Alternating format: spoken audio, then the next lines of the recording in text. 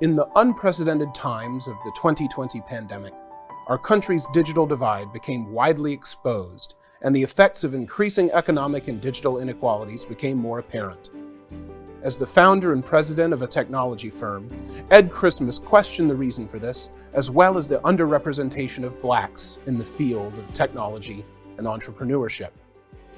On this podcast, Ed Christmas talks with guests about what is their why, and the road they are on to bring our society to a place of greater economic and digital equality while sharing the good news of those making a difference.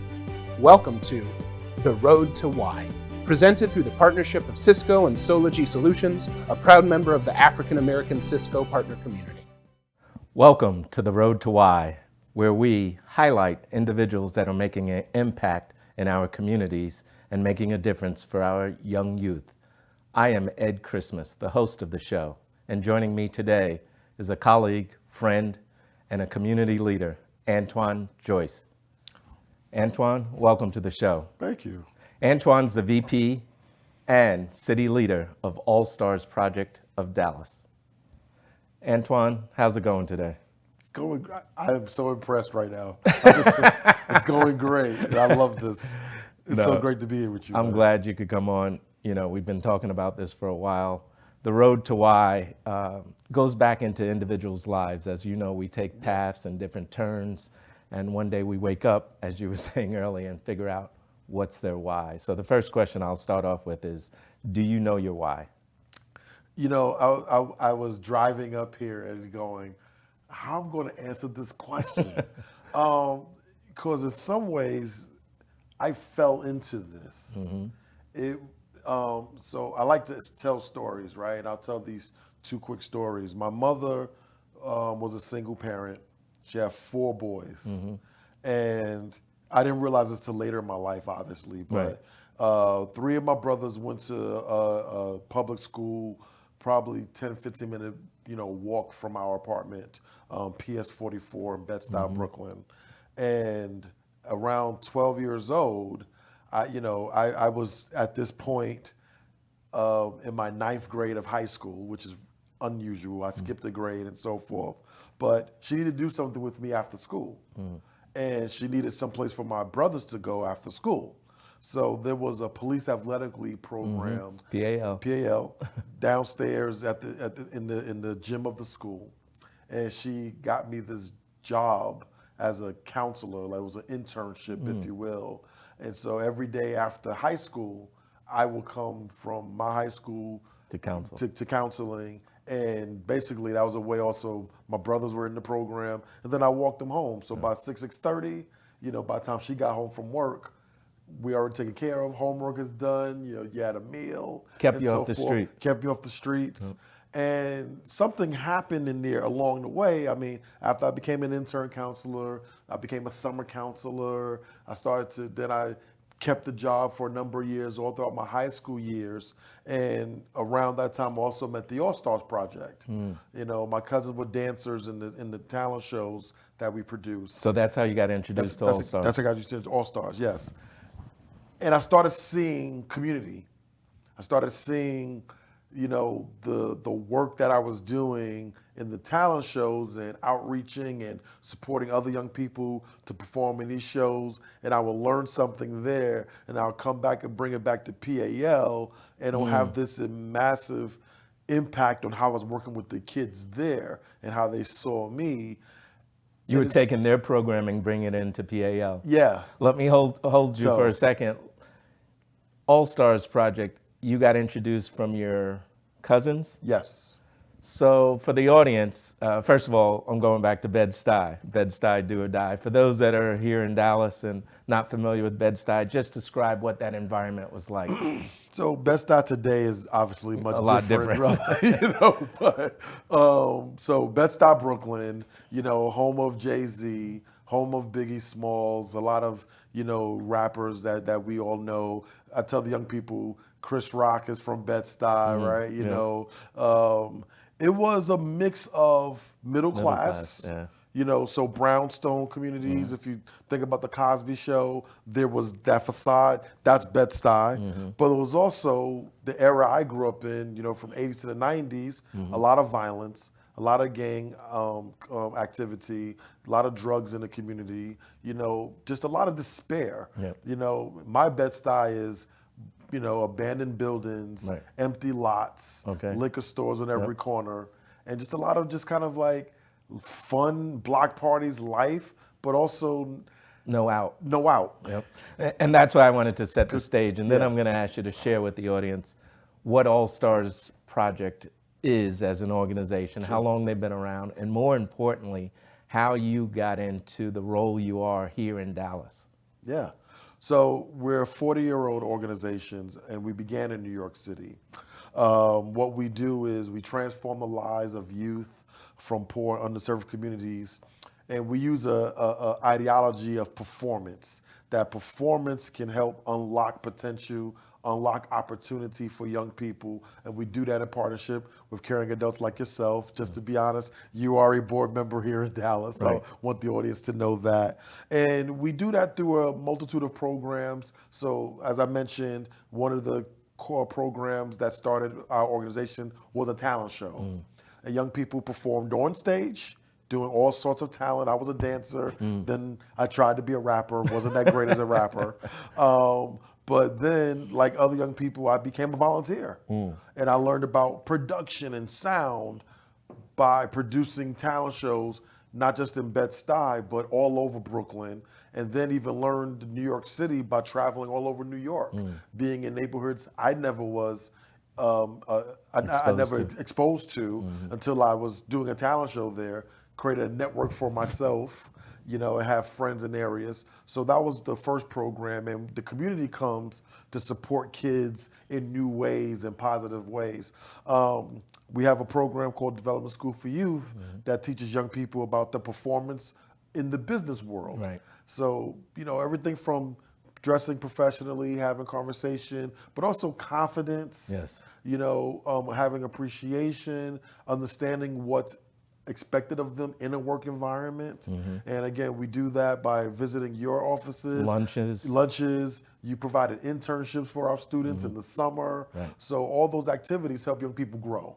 Is it And that's fair what to we say do. it's all about exposure, getting them exposed to things that they wouldn't get on a daily basis? Yeah, and and it goes, and I'll say it goes even deeper than just the exposure, because a lot of people do say, "Hey, it's all about the exposure, right?" Well, we're helping young people. One is connecting, like after the exposure, then what? Yeah. So they know Ed Christmas. They know you work in technology. You are part of their network. Networking.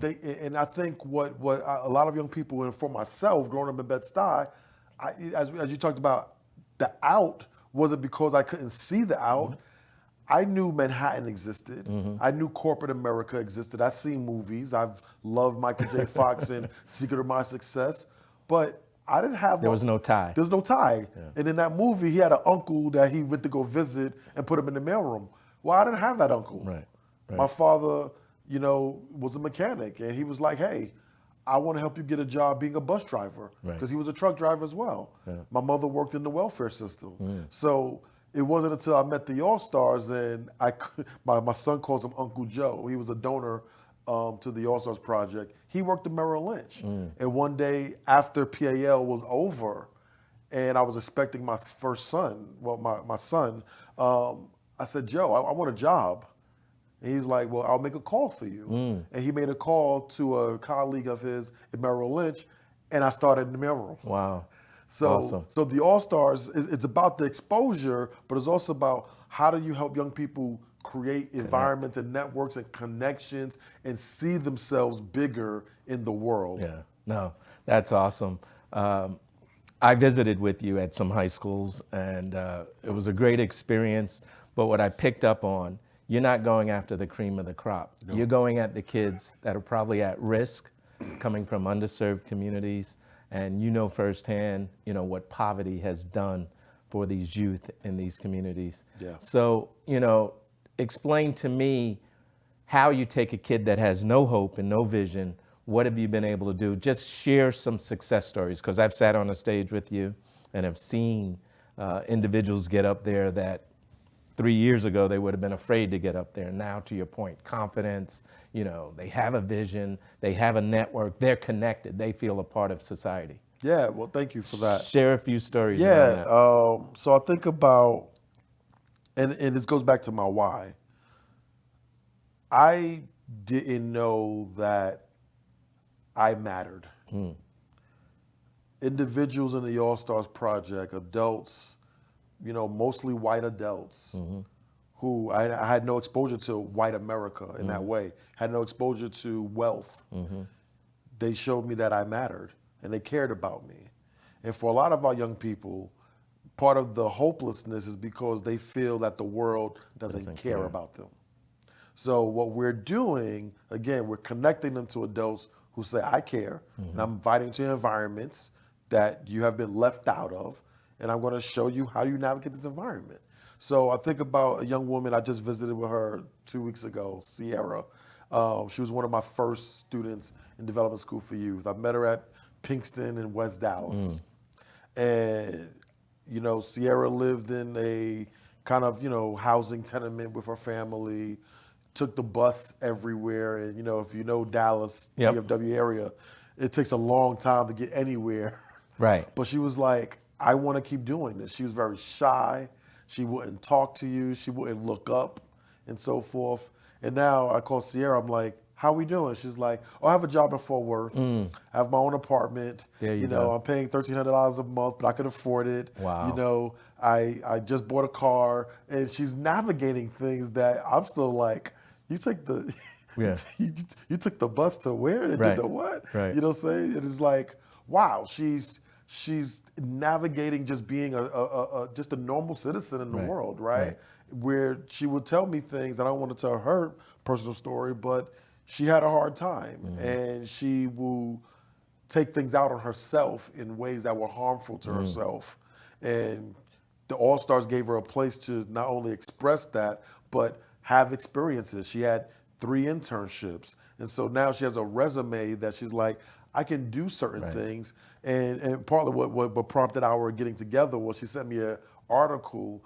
She's in a restaurant business, and she was like, I starting out as dishwasher, but I told them I want to be a chef. And so they put me on a transfer program where I get to work with the chef twice a week. Nice. And the organization sent the article out around how she's picking it up, and they're very proud of her. She's standing next to the chef looking on. I'm like, okay. Wow. So she's studying to be a chef now as well. Yeah. So and good for that organization too to tap into that resource. Exactly. I think there's hidden resources in these communities. There is, but she learned how to advocate for herself. Which again, when I met her when she was 15, she wanted to talk. Yeah. So I think about another young man, Jesse. He's like another one of my first students who I met him in front of a high school and said, do you know anything about talent shows? He goes, no, but I'll try. Really? And he showed up and was my sound engineer for my first talent show. All he had to do was turn the levels up and down. And his mother told us after he graduated from our program that he inspired her to go back to school. Really? Yeah. She had dropped out of high school when she had him and his siblings and never been to school. And he now had an internship. The CEO of the Arnold Company, so Greg Arnold, we had a dinner at the Petroleum Club. Wow. Yeah. And he said, Jesse, you did such a great job at the internship. When you graduate from college, give us a call. Wow. And so he went to El Centro, got an associate's degree, gave them a call, and he's been working there for the last 5 years. Awesome. In the petroleum business. Yeah, awesome. So that's what this does. I mean, creates opportunity and network. And that took a caring corporation too. It did, right. Corporate social responsibility. It did. I want to talk to you about your role as a city leader. Yeah. I know that job entails a lot of different things, but you're interacting and engaging with, elected officials, local, corporations, houses of worship, other nonprofits. There seems to be so many people trying to address the needs in these communities, but it seems like there's constant roadblocks Tell me how that's going, working with all these different entities. Yeah, as you was talking, I was thinking about my job is to find those who want to say yes. Sometimes the roadblocks is because we don't know where to start, and we get in our own way, or we don't care enough.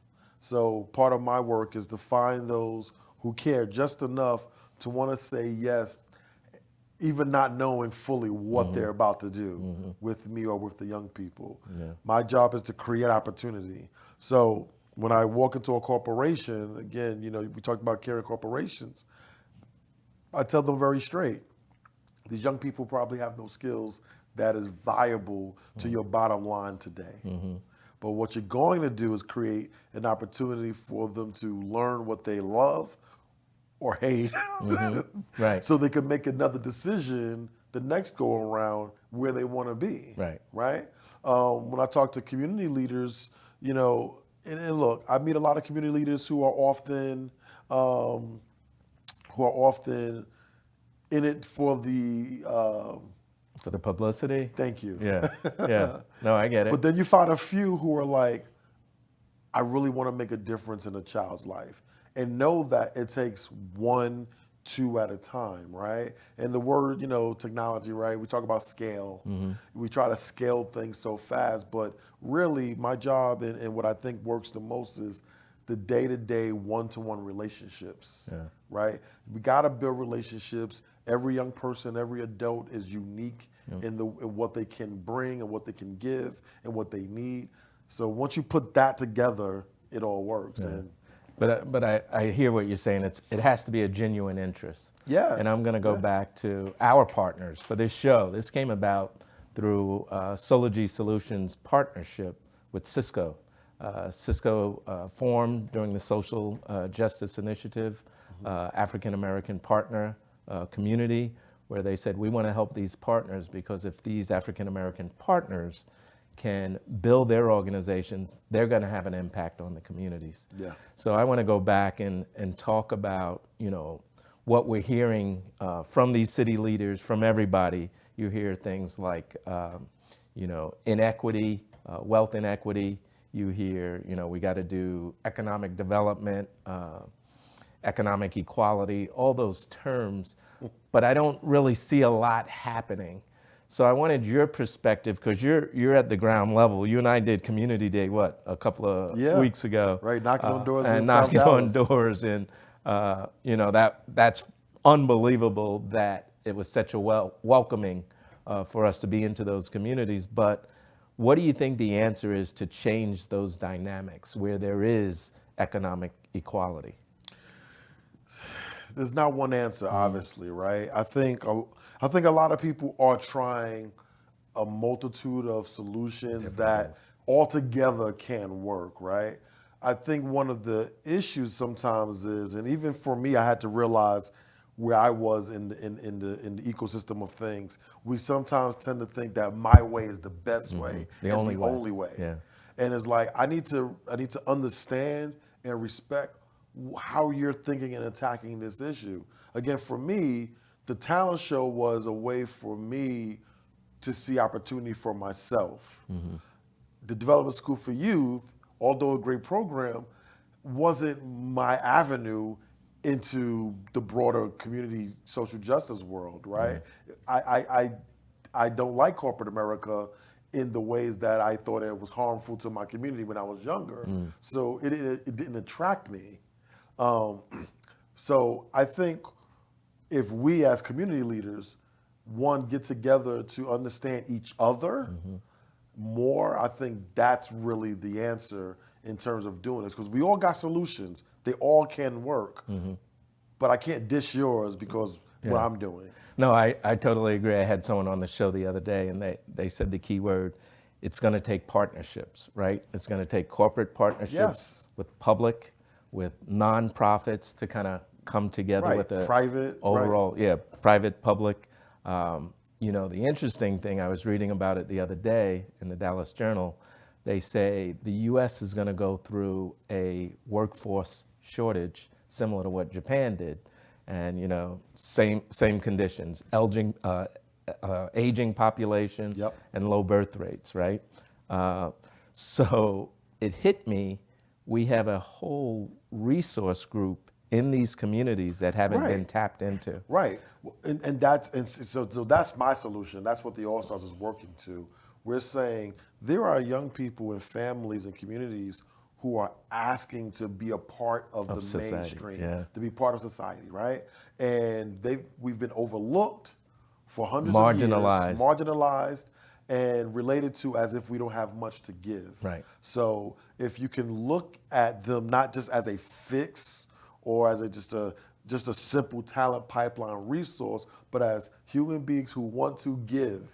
They want to be a part of the dreams and hopes, and they want to be solutions for the future. Right. So we have to invest in them, right? Not just say who's the as you mentioned, not just the talented and the brightest, but we got to go down to those who are just, the young men who sitting there dazing off and say, hey, Right. Can I introduce you to something?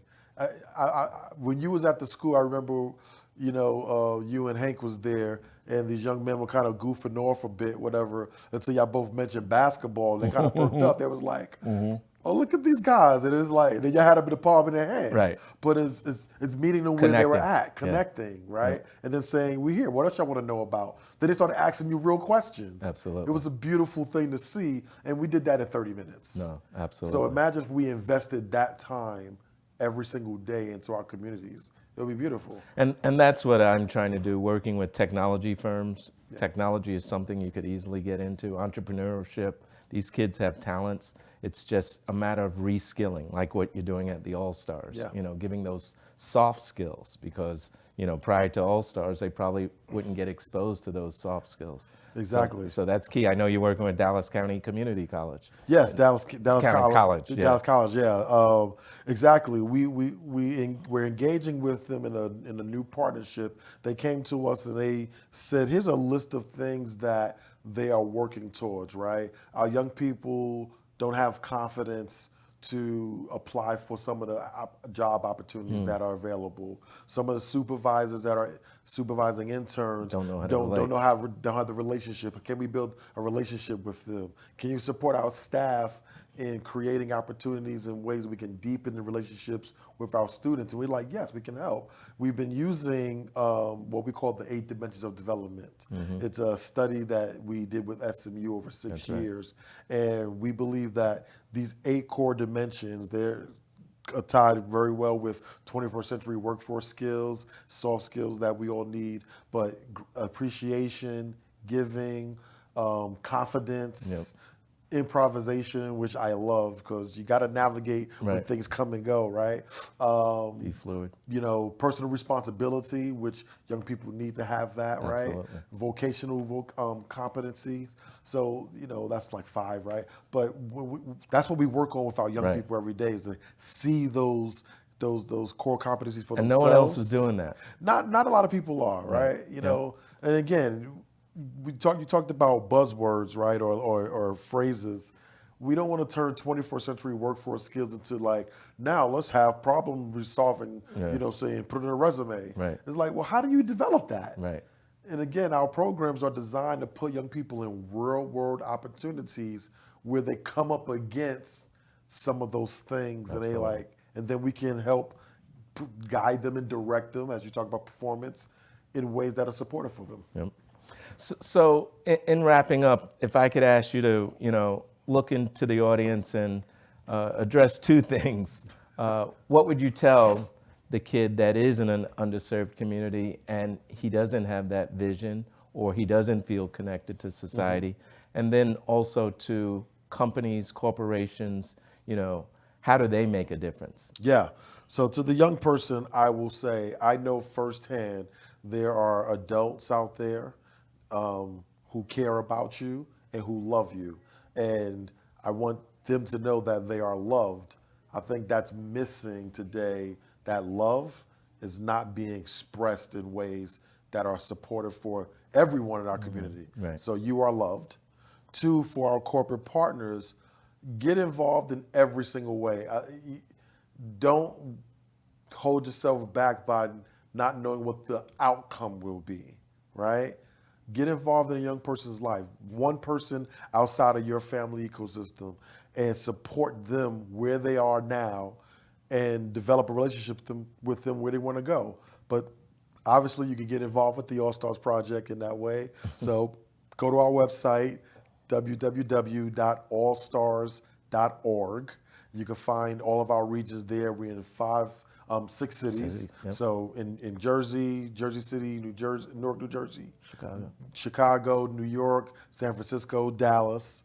So get involved in that way. You can give a donation. We always need to support our young people because our programs are free, 100% for every young person. Awesome. And again, you can find ways to volunteer. We got so many programs to be involved in. If I could add to that, just touching, because I was intimidated, to be honest, when I first met you guys. But not from a, oh, I'm afraid to be a part of this, but am I really going to make a difference? Can you have an impact? And what I picked up, if you could touch one person's life, that's it. It makes a difference in the world. Just changing one individual. You could find the next Antoine because, again, I didn't believe you were out there, and it took one person to invite me. After I joined the talent show, it took one person to say, can you do another thing? Mm-hmm. And that other thing, then another person then said, well, do you want to do this? But if that first person didn't invite me, right, I never would be sitting here with you right now. Yep. So sometimes it takes that one person, and we never know the ripple effect that we have in a young person's life. Exactly. Down the road. But it makes a difference. Absolutely. So, Antoine, I just want to say thank you. Thank you, This was man. awesome just to have the conversation. It's amazing. There's so many people that think like we're thinking. I'm just going to say in closing, we have a society out there that does care.